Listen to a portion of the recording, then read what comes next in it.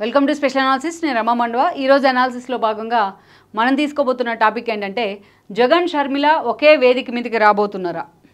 Yes, రాబోతున్నారు. ఎందుకు రాబోతున్నారు అంటే 8వ తేదీన, ఈ నెల 8వ తేదీన వైఎస్ జయంతి వేడుకలు జరగబోతున్నాయి. ఈ జయంతి వేడుకలను తనకు అనుకూలంగా మార్చుకునేందుకు షర్మిల చాలా సీరియస్ ఎఫర్టే పెడుతూ ఉన్నారు.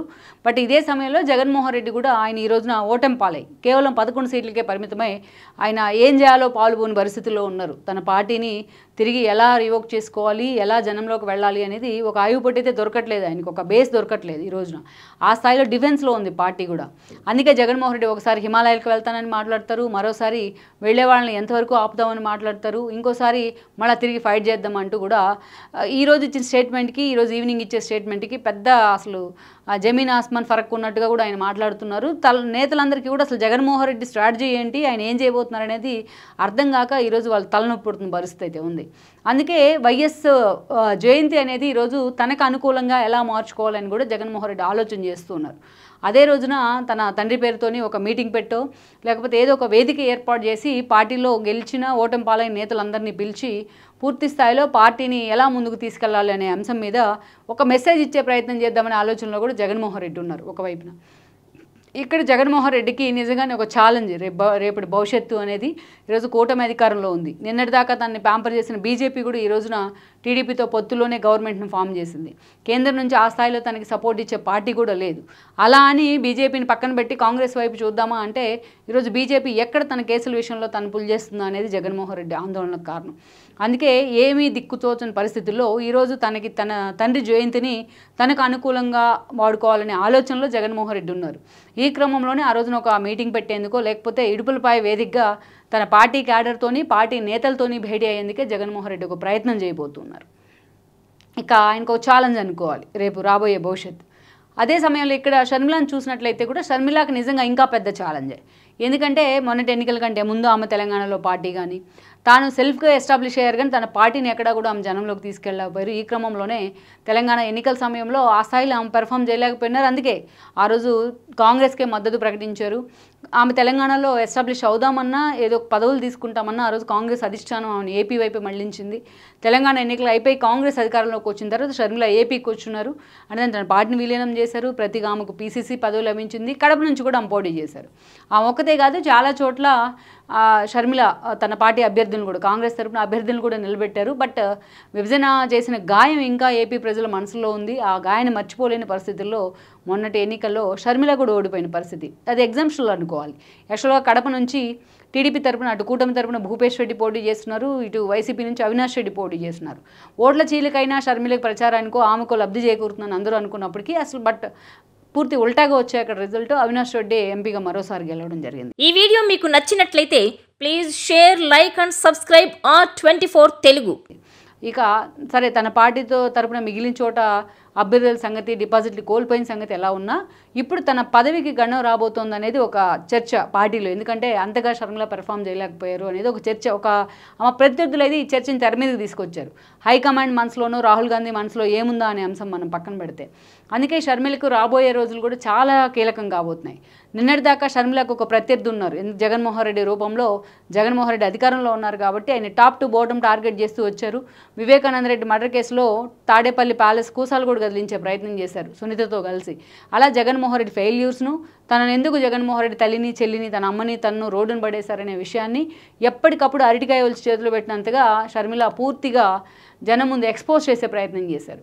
అది ఆవిడకి ఎంత ఉపయోగపడకపోయినప్పటికీ కూడా అటు కూటమికి అయితే ఉపయోగపడింది చాలా చోట్ల. అయితే ఈరోజు ఇప్పటికిప్పుడు కొత్త ప్రభుత్వం ఏర్పాటైంది, ఇంకా వాళ్ళు గ్రేస్ పీరియడ్ కూడా పూర్తి చేసుకోలేదు. అలాంటి సిచ్యువేషన్లో షర్మిలకి టూ ఎర్లీ అవుతుంది అటు ప్రభుత్వాన్ని టార్గెట్ చేయడం. సో కరెక్ట్గా చెప్పాలి అంటే ఇప్పుడు ఆవిడకు ఒక ప్రత్యర్థి లేరు. అటు జగన్మోహన్ రెడ్డి పూర్తిగా ప్రతిపక్షానికి పరిమితమై ప్రతిపక్ష హోదా కూడా లేకుండా కూర్చోన్నారు. ఆయన ఒక డిఫెన్స్లో ఉన్నారు తన పార్టీ భవిష్యత్తు ఏంటా అని.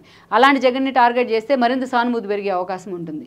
ఇక అలాంటి టీడీపీని, ప్రభుత్వాన్ని టార్గెట్ చేద్దామంటే ఇంకా షర్మిలకు అంత టైం అయితే రాలేదు. ఎందుకంటే ఇంకా గ్రేస్ పీరియడ్ కూడా కాలేదు కాబట్టి. అందుకే అప్పుడప్పుడు కూడా బీజేపీని టార్గెట్ చేస్తూ వస్తున్నారు ఆవిడ. చంద్రబాబు మద్దతుతోనే ఆ పార్టీ నిలబడింది, తిరిగి మోడీ అధికారంలోకి వచ్చారనే మాటను గుర్తుపెట్టుకోవాలంటూ పదే పదే చంద్రబాబు నాయుడుని సపోర్ట్ని హైలైట్ చేస్తూ బీజేపీని టార్గెట్ చేస్తున్నారు ఆవిడ. అయితే ఇదే సమయంలో షర్మిలకి తన పదవిని నిలబెట్టుకోవాలి, తను కాంగ్రెస్ మీద పూర్తి స్థాయిలో హోల్డ్ తెచ్చుకోవాలి అంటే తనకి ఇప్పుడు అవసరం ఉంది. తన బల ప్రదర్శన చేయాల్సిన అవసరం తప్పకుండా ఉంది. అందుకే షర్మిల ఈ రోజున తన తండ్రి జయంతి మీద ఫోకస్ పెట్టున్నారు.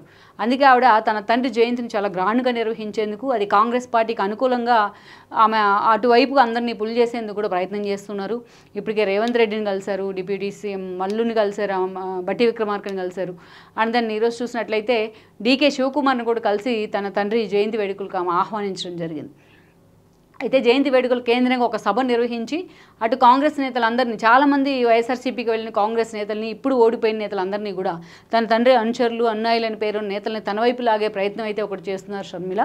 ముందుగా అయితే పార్టీని బలోపేతం చేయాలన్న ఆలోచనలో ఉన్నారు. ఆ దిశగా రేపటి తన తండ్రి జయంతి రోజున అనుకూలంగా మార్చుకోబోతున్నారు రైతున అని చెప్పి కూడా ఒక చర్చ అయితే ఉంది. బట్ ఇదే సమయంలో చూసినట్లయితే వీళ్ళిద్దరూ కూడా ఈరోజు ఇడుపులపాయ వేదికగా కలవబోతూ ఉన్నారు. ఇడుపులపాయలో వాళ్ళ తండ్రి సమాధి దగ్గర వాళ్ళు నివాళులు అర్పిస్తారు ముందుగా. బట్ ఆ రోజున అయితే అక్కడికి విజయం కూడా రాబోతున్నారు. అయితే ఇక్కడే ముగ్గురు కలిసి భేటీ అవుతారన్న కొన్ని లీకులు కూడా వస్తున్నాయి. పార్టీ ఓడిపోయి జగన్మోహన్ రెడ్డి ప్రతిపక్ష హోదా కూడా దక్కని పరిస్థితిలో ఈరోజు విజయమ్మ ఆల్రెడీ అమెరికా నుంచి కూడా వచ్చున్నారు. ఇక షర్మిలకు జగన్మోహన్ రెడ్డికి మధ్య ఇన్ని రోజులు ఫ్యామిలీ అంతా రోడ్డును పడే విధంగా, ఫ్యామిలీ పరువు బజార్ను పడే విధంగా వాళ్ళు తిట్టుకున్న తీరునైతే మాత్రం నిజంగా బాధలో ఉన్నారు.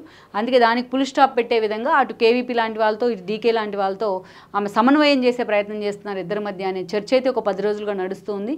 దీన్ని ఎండోర్స్ చేసేలాగా ఇడుపులపాయ వేదికగా అటు కొడుకుని కూతుర్ని కూర్చోబెట్టుకుని ఆమె భవిష్యత్ కార్యాచరణ గురించి మాట్లాడాలని కూడా కొంత సూచనలు అయితే జరిగాయంటున్నారు కేవీపీ లాంటి వాళ్ళ వైపు నుంచి. అందుకే ఈరోజు విజయమ్మ వాళ్ళిద్దరితోని ఇడుపులపాయ వేదికగా ఒక మీటింగ్ని ఏర్పాటు చేసేందుకు కూడా సిద్ధమవుతున్నారని చెప్తున్నారు.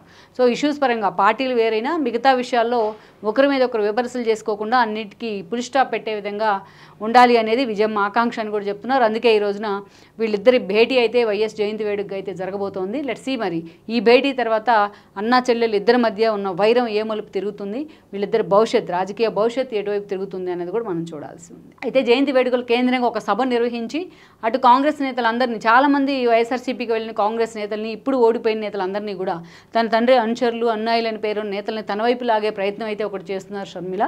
ముందుగా అయితే పార్టీని బలోపేతం చేయాలన్న ఆలోచనలో ఉన్నారు. ఆ దిశగా రేపటి తన తండ్రి జయంతి రోజున అనుకూలంగా మార్చుకోబోతున్నారు రైతున అని చెప్పి కూడా ఒక చర్చ అయితే ఉంది. బట్ ఇదే సమయంలో చూసినట్లయితే వీళ్ళిద్దరూ కూడా ఈరోజు ఇడుపులపాయ వేదికగా కలవబోతూ ఉన్నారు. ఇడుపులపాయలో వాళ్ళ తండ్రి సమాధి దగ్గర వాళ్ళు నివాళులు అర్పిస్తారు ముందుగా.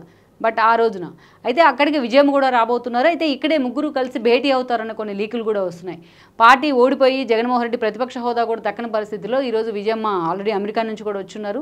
ఇక షర్మిలకు జగన్మోహన్ రెడ్డికి మధ్య ఇన్ని రోజులు ఫ్యామిలీ అంతా రోడ్డును పడే విధంగా, ఫ్యామిలీ పరువు బజార్ను పడే విధంగా వాళ్ళు తిట్టుకున్న తీరునైతే మాత్రం నిజంగా బాధలో ఉన్నారు. అందుకే దానికి ఫుల్ స్టాప్ పెట్టే విధంగా అటు కేవీపీ లాంటి వాళ్ళతో, ఇటు డీకే లాంటి వాళ్ళతో ఆమె సమన్వయం చేసే ప్రయత్నం చేస్తున్నారు ఇద్దరి మధ్య అనే చర్చ అయితే ఒక 10 రోజులుగా నడుస్తుంది. దీన్ని ఎండోర్స్ చేసేలాగా ఇడుపులపాయ వేదికగా అటు కొడుకుని కూతుర్ని కూర్చోబెట్టుకుని ఆమె భవిష్యత్ కార్యాచరణ గురించి మాట్లాడాలని కూడా కొంత సూచనలు అయితే జరిగాయంటున్నారు కేవీపీ లాంటి వాళ్ళ వైపు నుంచి. అందుకే ఈరోజు విజయమ్మ వాళ్ళిద్దరితోని ఇడుపులపాయ వేదికగా ఒక మీటింగ్ని ఏర్పాటు చేసేందుకు కూడా సిద్ధమవుతున్నారని చెప్తున్నారు. సో ఇష్యూస్ పరంగా పార్టీలు వేరైనా మిగతా విషయాల్లో ఒకరి మీద ఒకరు విమర్శలు చేసుకోకుండా అన్నిటికీ ఫుల్ స్టాప్ పెట్టే విధంగా ఉండాలి అనేది విజయమ్మ ఆకాంక్ష అని కూడా చెప్తున్నారు. అందుకే ఈ రోజున వీళ్ళిద్దరి భేటీ అయితే వైఎస్ జయంతి వేడుకగా అయితే జరగబోతోంది. లెట్స్ సీ మరి ఈ భేటీ తర్వాత అన్నా చెల్లెలు ఇద్దరి మధ్య ఉన్న వైరం ఏ మలుపు తిరుగుతుంది, వీళ్ళిద్దరి రాజకీయ భవిష్యత్తు ఎటువైపు తిరుగుతుంది అనేది కూడా మనం చూడాల్సి ఉంది. ఈ వీడియో మీకు నచ్చినట్లయితే please share, like and subscribe R24 Telugu.